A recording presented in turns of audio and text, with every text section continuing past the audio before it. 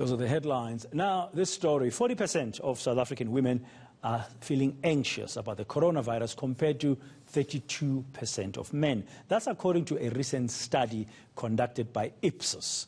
It says boundaries of an already tenuous work-life balance have become increasingly blurred under lockdown. Life coach Shanaaz Sukhraj is going to talk to us now about the contributing factors of this and maybe give some tips as well of how this situation can be navigated positively. Shanaaz, good morning. Is it surprising? It shouldn't be surprising that women in our country, particularly in our society today, would carry the bigger burden of the challenges like coronavirus that we're facing today.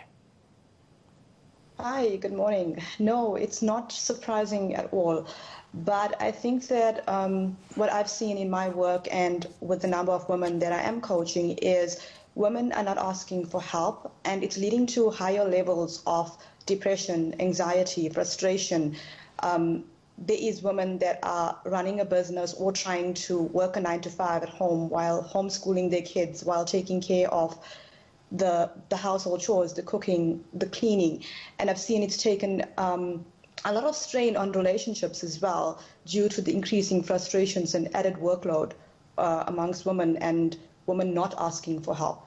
Yeah, and the fact that under lockdown regulations that we've had before they were relaxed to level 2, there was also minimum social interaction where they could come together with friends and others and share the burdens that they are facing.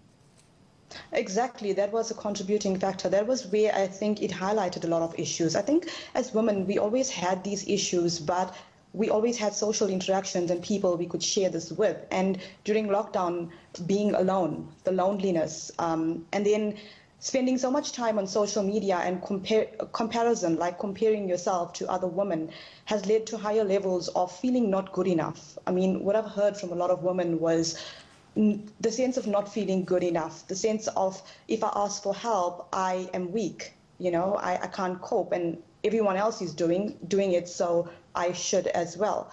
So these were the contributing factors. Yeah, now, I mean, when there's more anxiety and you don't have that support, that social support system that you can rely on, the levels of depression are bound to rise. Am I correct? You're 100% correct. So in this case, women should actually be open to seeking help. That would be the right advice to give instead of sitting there on your own and literally suffering. Absolutely, they should seek help, but there is this internal battle that a lot of women are facing where they fear judgment. They feel that seeking help would make them appear weak. So a lot of them are suffering in silence because with the rise of the feminist movement and independent women, a lot of women feel that they're supposed to be doing it all. So they don't want to reach out for help because they feel asking for help means that I'm weak, I'm not coping, and there's a bit of shame attached to it. Yeah, but I think, isn't it, sorry to cut in the fact that you should stand on and be independent and the rise of the feminist movement and all that does not mean that you can't reach out when you need some assistance. Surely we live in an interdependent world. Absolutely, I agree with you, but a lot of women are not seeing it this way. They do not see it, and I know this from coaching women because a lot of them were hesitant in the beginning of seeking help, and then it is the matter of they don't want people to know that they are seeking help because it's sort of like there's something wrong with me.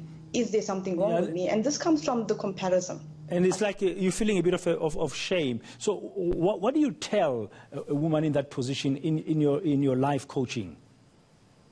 I would usually get to the root of it, like why do you feel this way? Because usually there is an underlying issue as to why you feel guilty, why do you feel ashamed, and this usually stems from maybe society's programming, depending on the culture that you grew up in.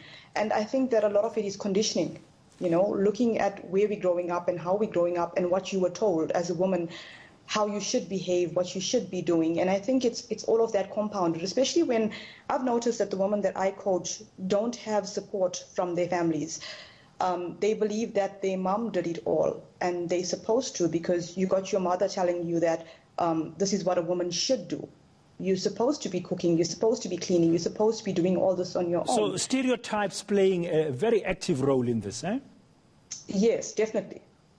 Yeah. Now, just very briefly, Shanaaz, as we conclude, we are now under lockdown level 2. Things are a little bit more relaxed. We can go out and sit in a restaurant. We can even order a glass of wine when we are now in a restaurant if you want to do so. We can go around and have some leisure visits and stuff. Would you advise women who come to you now to say, listen, take advantage of the social interaction now that's been lacking prior to level 2? I do advise them to obviously get more social, to get out there. But at the same time, I also would advise that getting social is just one part of the problem. It's not fixing the actual problem. So you still need to work on your inner issues. You still need to work on yourself while you're doing everything else as well. Because just going out there every weekend and just socializing is not fixing the deeper issues that you do have. You need to address them and get the right tools to deal with those internal situations. Thank you very much.